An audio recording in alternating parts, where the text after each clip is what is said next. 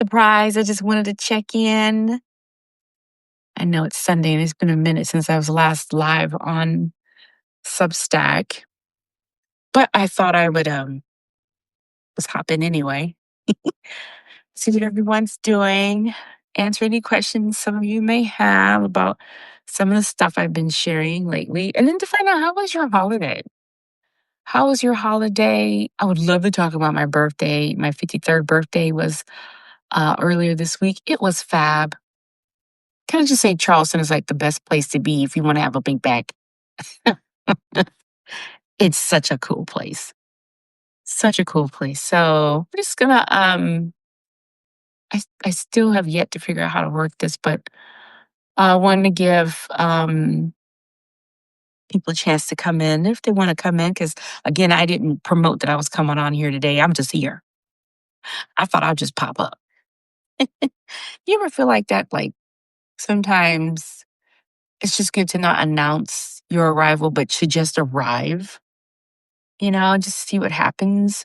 One of the things or instances or moments I want to practice more of this year is just going with the flow, just showing up. Sometimes I think we overplan our presence, and that sometimes can take away from spontaneity, take away from surprises, which I know a lot of people don't like surprises, but sometimes in surprises you get like the greatest gifts, right? So I thought, why not? I think this year should be that. I think I spent last year doing so much planning that I didn't leave enough room for flow, for genuine flow. So I'm going to practice that more this year. That's one of my promises to myself, right? Right? It's one of my promises to myself. So again, hello, my name is Rebekah. I am the creator of the Lemonade Mindset Substack. That's that I have out of here, the newsletter, as well as Rebecca's storytelling Substack. I hope you're a member of one of those, or if not both of them. I share a lot of my personal reflections more on the lemonade mindset and my academic, more formalized writing on the storytelling Substack, Rebecca's storytelling Substack. But again, even with that this year, I think I want to be more fluid with it as well. I want to see, I spent most of my life in control, and I don't think that it has served me well in some areas. And so I want to be more open, if that makes sense. Some things, yes, still control, monitor, lead, etc. But as far as like being more interactive and showing up more live on the platforms that I enjoy the most, which is Substack and sometimes I enjoy Facebook. I can't get back into my Instagram. I don't know why I can't get back into my Instagram to do lives on that. I think so. Technology sometimes can be a real hindrance, but I really enjoy coming live on Substack, and I've only gone live 2, maybe 3 times on TikTok, and that's a little different as well. But you know, why not? Right? Why not? So, as you may or may not know, I have been given a new project for this year to lean into, and that is my Womanist Writing Circle. And I'm really excited about that because it's 8 weeks of me really owning my gift and sharing it with others. I teach writing to college students, every semester. But I also work really hard to do more one-on-one or more small group work with women who wanna shape their craft, tell their stories. And so the Womanist Writing Circle is an opportunity to do that and to not only offer what I have, share it with others to help them move forward in telling their stories, but also kind of help me also to continue to show up, be present, be confident in the gifts that I have, and allow it to take root. And also to not be so academically rigid because, in teaching in a college classroom all day long, there's certain rules you have to follow, structures and formats. And sometimes, writing calls for you to let loose. It calls for you to flow, as I mentioned, to just be there, to let what comes to you come to you. So this opportunity, I think, is going to be able to do that for me, but also do that for the women in the small cohort. This is going to be a very small cohort. Like I'm only opening this up really to like 10 women because I want to keep it more intimate. I want to be able to do some creative things that I can't do with large groups. So I hope that if you're interested, I think I have a link here. This is one reason why I think you should join. Um, but I have if you look in my notes today, I posted up a note with a link to to the Google form. You can just fill it out, see if you're interested. If it's something you want to try, you can fill it out, ask me questions on there, send it to me, and I'll be more than happy to answer questions you might have. Um, but if you're a woman who is living, who has a voice, who has something there's something you want to share that you want to put either in an essay or memoir or commentary, I would love to help you craft your story. One of the things I really struggled with and worked on in my writing career is not second guessing my work, not second guessing what I'm saying or what I'm thinking. That's been the biggest challenge, how to not think that what you are writing is sounds stupid.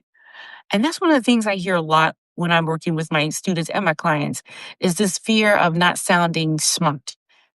And I'm like, where does that come from? This belief that the words have to be smart. Oh no, no, no, no. It took me a long time to figure this out, even for me. The words don't have to be smart. They have to be true for you, right? The words have to be true for you. And I want to show you how to settle into that, how to be comfortable with that, how to understand that the words that come forth, they are your words. And yes, editing, we go back and we reshape, refine, clarify, etc. But in that first moment, in that first draft, when the words drop, they're yours. They're beautiful. And I want to teach you how to move beyond second guessing those first moments with words, right? Also, if you crave community and structure and accountability, I think this 8-week cohort workshop is perfect for you because we're going to build each other up. We're going to hold each other accountable for what we're writing, what we're working on. And listen, if you don't want to publish the thing that you're working on, you don't have to. That's the other thing that I like to teach about writing is that not everything is meant to be published. Not everything is meant to be public. There are some things that we write for ourselves. And the thing is how to learn the difference between what is for you, what is for your family, versus what is for the public consumption. And that's one of the things I'll be working on also in my PhD program later this year. That's what public theology is about, is really recognizing what needs to be brought to the congregation, to the community, versus what needs to be between you and your God or your family or yourself. That's a big difference. Not everything needs to be public, right? And if you do want your writing to go somewhere, if you do want it to see the light of day, so to speak, and not just sit in your hard drive for years. That's one of the reasons why I put out Captain Jack in real time, my novel, my high seas adventure fantasy novel that I was working on in 2025. That you can find the chapters in Rebekah's Storytelling Substack. One of the reasons why I decided to put it out a chapter a week was that so I could not only write it in real time, but so that I could get it out of my hard drive because that thing been sitting in my computer for years. I talk about it. That story has been in my mind for about 15 years, and I had to get it out. I had to draft. I've been sitting on the draft for years, and I just felt strongly that this was the year that I needed to get it out.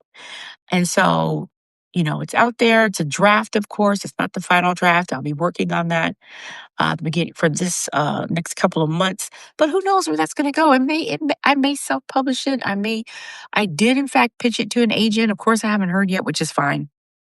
They take months sometimes to hear back from.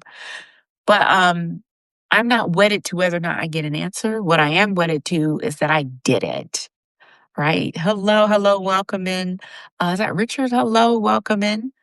My name is Rebekah, and I don't come on here live often, but I'm excited to be here today because I was sitting here working on a project, and I thought, I need to go on live. Let me just be present, because sometimes, again, we don't want to. Sometimes spontaneity is the best gift, and I want it to be spontaneous and not announce that I was going to go live, but rather just show up. Sometimes we need to just show up, and that's what I'm doing. I showed up today, and I wanted to be here and talk with you guys, see what projects you're doing, what things you're working on, talk a little bit about the Womanist Writing Circle. Do you have to be a woman to be in the Womanist Writing Circle? For the most part. A lot of my work is geared towards women. However, every once in a while, there's a dynamic individual of the male persuasion who would benefit greatly from being a part of a moment like this as well. So again, the link to it, to the Womanist Writing Circle, if you want to apply, if you want to send in an interest, that link is on my notes. In my notes, that I just posted today. It's a Google Doc form. You can click on it, read about the program or about the cohort. Again, it's only 8 weeks. It's a small group. I'm only bringing in 10 people, 10 or less, because we have there's a lot of things I'd like to do with you that are more intimate and personal. And again, the whole purpose of this is to help you tell your story, find a way to present your voice in the way that's most comfortable for you, beneficial for you, where the Spirit has been calling you. Tell your lived stories, your experiences, whether you're putting them in essay or memoir, or commentary, or even book chapters, and to help you really just find community to help support what it is you feel you've been called to write, what it is you've been called to share. But again, understanding again that not everything we write needs to be published to the public. There sometimes spirit or your muse or God, whatever word language applies best for you, just wants you to get it out. Sometimes it's just about getting the story out. It's just about getting it on the page. It's not necessarily about bringing it to the world. Hello, Andrea. Andrea, is it Andrea? Yes. Welcome, welcome. I'm just popping up on here. I'm spontaneous today. But again, I'm here to answer questions you might have about anything about my work that I've been sharing with you. You can ask me about birthday celebration. I'm talking quickly about or briefly about the Womanist Writing Circle that I have just launched for this year. And again, it's an 8-week program, 8-week cohort, less than 10 people, really intimate and personal. But again, as I was saying, not everything that spirit, the muse, God, the entity that you wish to use, the language you wish to use to refer to that presence that gives you the stories to tell. Not everything has to be public. Not everything has to be shared publicly. And again, as I embark on the doctoral program this year in creative writing and public theology, there's ways that we can express our connection to God and what God has brought us through or is bringing us through. There's ways to do that does not always have to manifest itself in a published document. Sometimes, again, the work is just for you.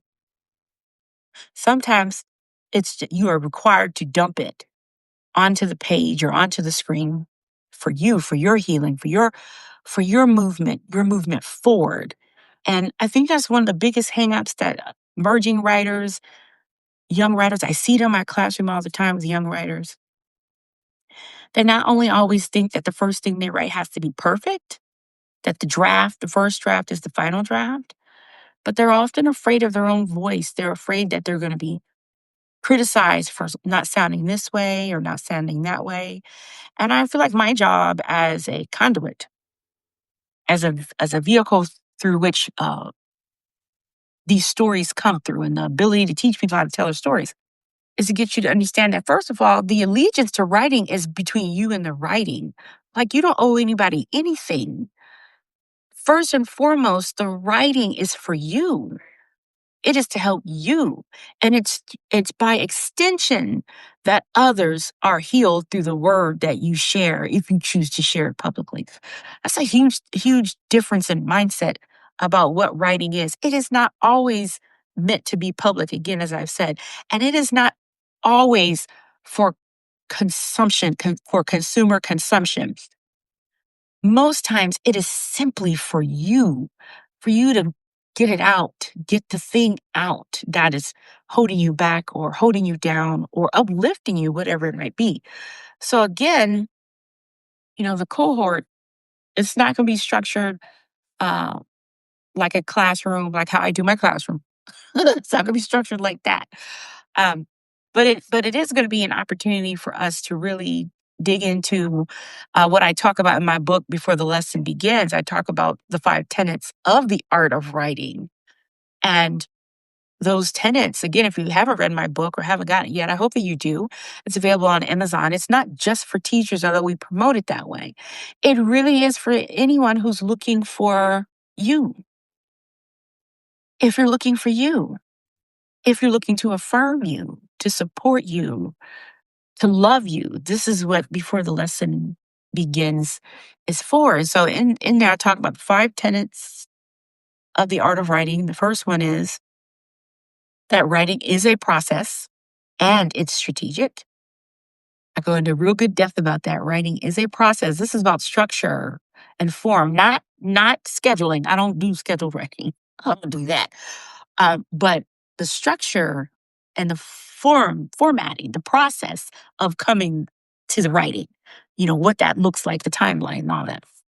The second thing is that the art of writing is revising and rewriting. And again, that's why I go back to the first draft is not the final draft. Who is telling y'all this? Again, that comes from fear. It comes from fear of being judged through the writing, judged for not using big words, which I abhor when students try to use big words. Don't give me big words. Keep it simple. Keep it human. I don't want big words, right? But the art of writing is revising and rewriting. Sometimes you got to go back after you put it all out. You've got to go back and you got to clean it. You got to shape it. You got to mold it. It's like cooking. When you taste the dish when it's cooking and you taste it, you feel like it needs a little more salt or it needs a little bit more sugar.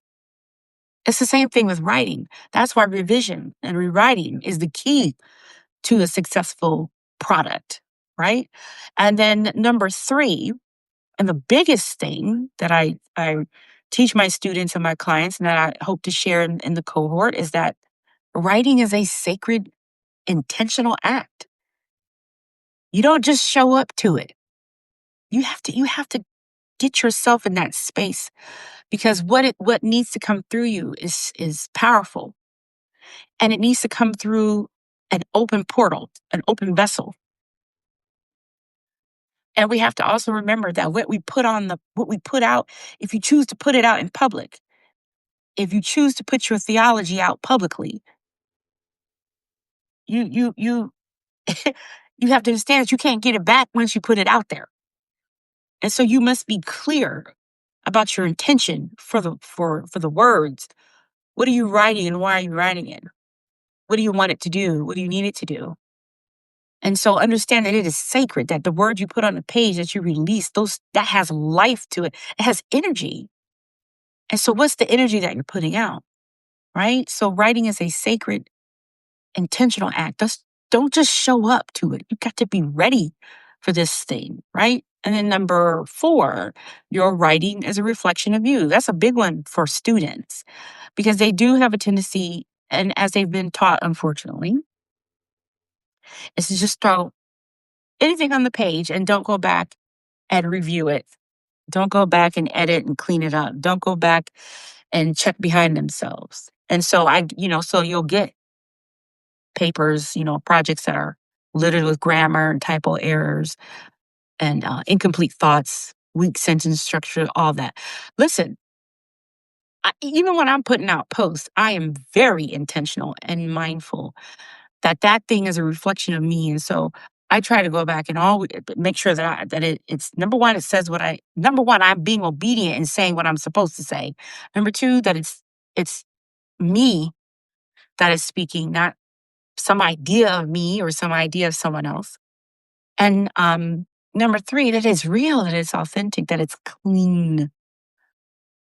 That is clean. I'm so bad, I won't even share posts that have typos in it, even if I love the post. I'm that serious about the sacredness and the cleanliness of the work. That's me.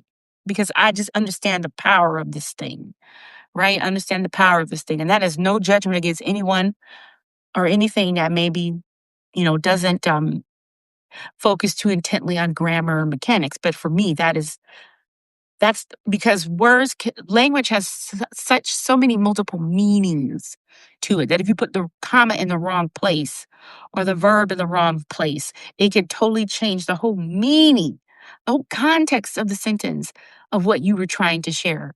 And that's why editors are so important. Ugh. That's why proofreading, as I hammer into my students, when I give them the 5 keys to success, the number 3 is proofread. Did you proofread your work? And the reason why that is so important because proofreading builds up trust in oneself. Do you trust yourself enough to go back and look at your work? Sometimes students and clients they're rushing through their work because they're afraid of what they've written. And they don't want to go back and look at it because they're afraid of what they wrote, afraid of maybe what's there, the truth that might be there, or afraid of a truth that's missing. Right. And one of the things I'm really blessed to have this gift is that I can tell when a client or a student is BSing me in the text when you're not giving me your true authentic self. I can tell because there's gaps, right? So that's a whole other conversation, right? And then number 5 in the art of writing that I talk about again in my book before the lesson begins, and that I teach my students and my clients is writers write about what is happening in their world. If you want to know what a culture is experiencing, if you want to know what a country is experiencing, you need to look to the literature.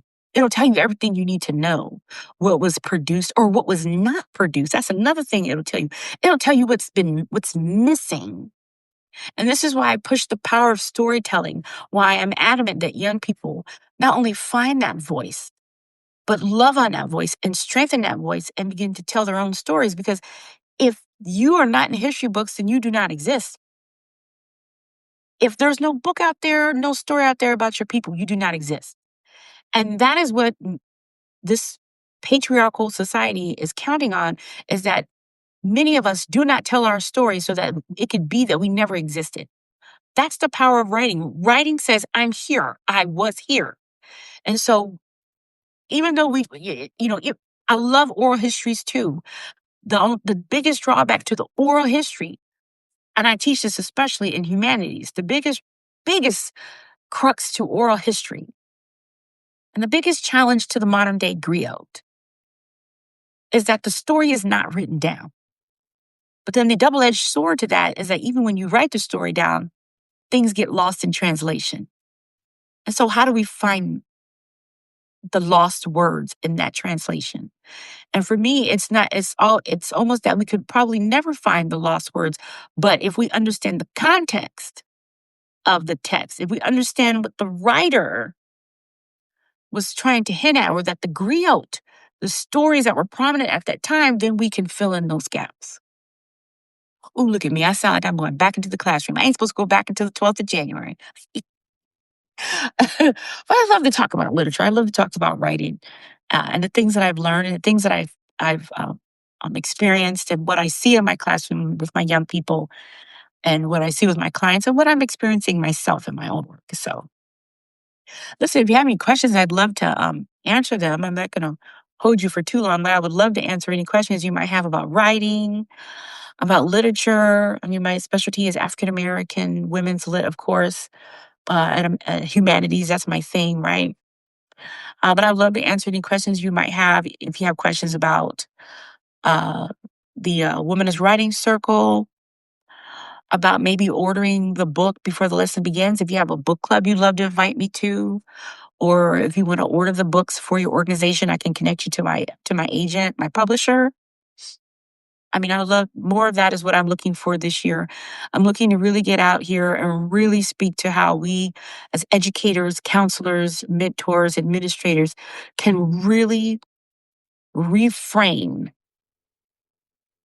learning, reframe showing up, reframe writing, storytelling, the power of stories and how we tell it. I'm looking to do that with my work before the lesson begins. And even my affirmation journal for women, repeat after me, sis. It could be a great accompaniment to before the lesson begins, because to show up to writing, you must first show up to yourself. You must show up to and for yourself. And only then can you really then move into showing up for the community through the written word, through the text. A lot of people, especially young people, they don't understand that. They really don't. But that again, that's what I think my job is as an educator, as a teacher, is to present that to them and let them, plant that seed and let them go water it, right? So yes, today I started reading this book. I hate that it does it backwards for us, but Well Read Black Girl by Gloria Edom. I try to read two to three really good books a year, either outside of my writing expertise, so nonfiction, but I love fiction, but nonfiction and whatnot. And this is a great interest in me because it affirms everything that I'm trying to do, that I've been doing in my career, which is to show you that through these stories, we see ourselves. If we can see ourselves, then we can eliminate a lot of the garbage that we think matters in our lives. If we see each other, if we see ourselves and then see one another, this can lead to more healing. And so I love this book. It's an anthology collection of Black women who are writing about the moment they saw themselves in literature. And I love that because that's me, how I found myself through the word and how I teach others to find themselves too. So that's a little bit about me. Hello, is it Valdia? I'm terrible with names. Please help me to pronounce that better. I'm sorry, I sound like my cold is finally getting to me. I hate to blow my nose on live, but I really need to blow my nose. Excuse me. Oh, goodness. Excuse me. Hello, how are you? How's everyone doing this evening? I just thought I'd pop on here real quick and say hello. Excuse me. Chat briefly. See if anybody has any questions for me about my work. Again, I'm the author of Before the Lesson Begins, Using Breath, Reflection, and Affirmations to Inspire Student Learning. I'm also, which is this book right here. I'm also the author of Repeat After Me, Sis, Affirmation Journal. I put out, both books were put out this past October, November, which was not planned, but I'm so grateful that it happened, right? And then I am launching the Womanist Writing Circle. I'm hoping to get, our prayer is the cohort will be 10 phenomenal women or men who want to come in and really sit down with me one day a week and begin to flesh out their voice, their lived experiences for the written page or even video. Doesn't matter. I'm here to help with any of that. So if you want to learn more about that, if you go to my notes, the link to the Google form is there. I think I might be able to put a link on this live. I think. Let me see. I think I can. Here you go.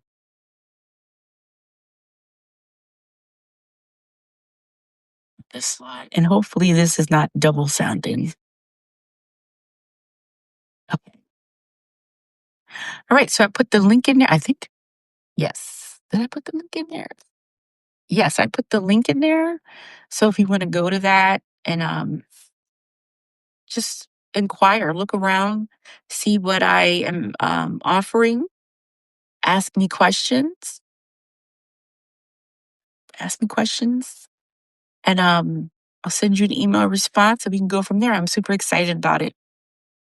So, again, my objective is to, for this year, one of my objectives is to go with the flow. So, I did not announce that I was going to be live. I just showed up. And like I said, sometimes we just need to show up, right? See what blessings await us, what opportunities await us. Never know. Never know.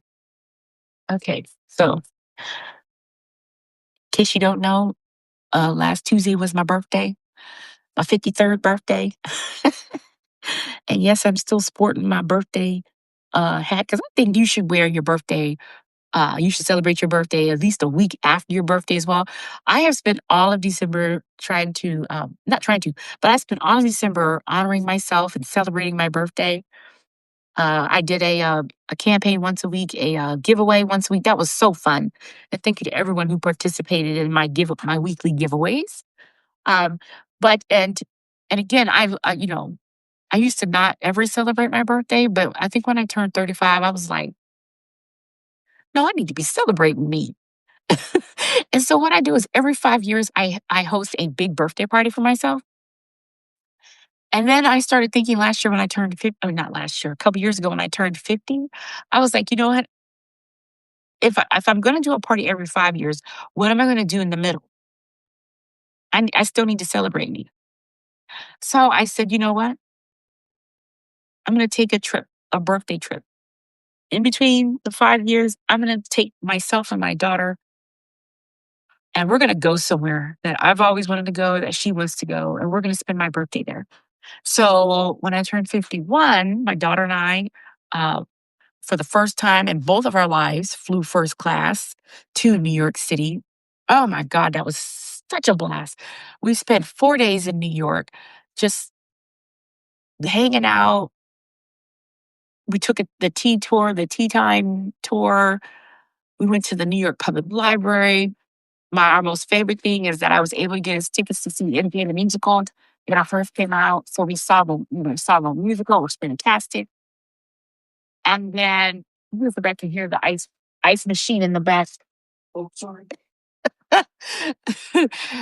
And then when I was so that was fun. New York at 51 was a blast. And then 52, I took my daughter and my niece. We went to DC. Even though DC is 2 hours from me, I don't go there often. But we spent the weekend in Washington, D.C. for my birthday. And we went to the African American Museum. I'd always wanted to go there. So we went there. We spent the day there. It was fantastic. Oh my God, I got to get back there. It was fantastic. We had dinner. My friend took me to dinner, took us to dinner at this fantastic restaurant called Kitchen and Cocktails. Baby, that was one of the best soul food. Oh, the soul food place I ever been to. That young chef, executive chef in the back, he been taught by his grandmama. Yes, he was, because I asked. Oh, yes, I did. The mashed potatoes was fresh from scratch. That gravy, yes, right. And so this year, then I wanted to go back to New York, but we were not able to because it was too daggone expensive. So I thought, well, where else can I go that I really want to be in for my birthday that I would enjoy, that the girls would enjoy? And my sister, who was going to go with us this year, where can we all go? And where's not so daggone cold? So we picked Charleston, South Carolina. And guess what? It was cold in Charleston, South Carolina. Couldn't believe it. It was 40 degrees. It's a good thing I brought my coat, but my big back was happy. Mhm. The food was fabulous. I'll be sharing more pictures and videos of our foodie adventures. I've already posted a few on my Substack. But my goodness, what a beautiful experience to be in Charleston. Such rich food, rich culture. Um, we did take a tour of two plantations that I'm going to be writing about because it was a surreal experience. We visited Boone Plantation and Magnolia Plantation. And then when the last night there, we had dinner at the Middleton Place restaurant, which is on the Middleton Plantation. I have thoughts. I have thoughts, and I have experiences. And I will be talking about that this week in my Substack. So stay tuned for that. So I don't see any questions popping up for me, or y'all just gonna sit here and let me talk. I mean, well, it's what I do, right? Um, but again, ladies and gents, please feel free to email me, DM me any questions you might have, opportunities you might know about that you think I'd be great for. Again, looking for opportunities to talk about my book before the lesson begins, or repeat after me, says my affirmation journals. Would love to share those with organizations that may need to have another resource for young women or women of my age group, older, whatever, any human being that needs support and love. Again, sharing my work is what I love to do. If you have questions about the Womanist Writing Circle, hit me up. Let me know what your questions are. Um, Share this live with others if you can, if you think there's something here of interest or of value that would help someone benefit others, right? And of course, please click on that link for the Womanist Circle and fill it out. And you never know what's going to happen. I know times are hard for a lot of us, but I really want to offer you this opportunity. So please feel free to check that out. Go look at that, fill it out, see what we have. And then, hopefully I'll be back live again later this week. But again, I'm not going to plan it. I'm going with the flow. Now, my Substack essays, I do plan a little bit, but these lives, I'm going to go with the flow. And I think I might head on over to TikTok to see what they're doing over there. I haven't really used that platform a lot. Mm. Anywho, thank you so much for tuning in with me. If you want to follow my work in any other places, I am on Instagram under my last name, Pierce, first name, Rebekah. And I also have over there my foodie podcast, which is Beyond the Plate RVA TV show. I'm going to be doing a lot of collaborative work between the Beyond the Plate and our other Instagram page, which is the Story and Spoon. That's the online bookstore, book support store, definitely. And then, of course, there's the bakery, Maggie's Custom Sweet Treats. On social media, it's under Maggie's Cupcake Cafe Bakery. Feel free to check that out. I think I have all the links in my bio. And of course, feel free to follow any of my Substacks, including myself, the Lemonade Mindset. When you receive these essays, where I'll be where I share my work, my inspirational work, and then of course Rebekah's Storytelling Substack. I'll be sharing more about my journey to bring Captain Jack to publication. Remember, Captain Jack is my story about Black female pirate, or rather Haitian French Creole pirate, former slave who finds herself captain of her own ship, captain of her own destiny. And she's on one heck of an adventure after escaping Haiti following the revolution. And so I think it's a wonderful YA piece for young Black girls. We're always talking about we need to see more stories for young Black women. I've got one, and that's Captain Jack. And I would love to talk about that process as well, talk about that work. And stay tuned for links that I'll be sharing to a couple of interviews I have coming out in the next couple of weeks on a couple of podcasts. I will be on here Wednesday on a podcast. I'm a guest. You'll see that information come out soon. And so with that, yeah, sis, I thank you so much for being with me today. And again, I love you. Have a fantastic, sweet, happy, sweet Sunday. And I'll see you soon. Okay, bye.